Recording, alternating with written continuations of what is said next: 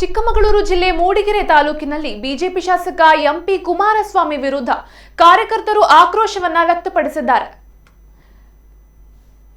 ನೂರಾರು ಕಾರ್ಯಕರ್ತರು ನಡು ರಸ್ತೆಯಲ್ಲಿ ಪ್ರತಿಭಟನೆ ನಡೆಸಿದರು.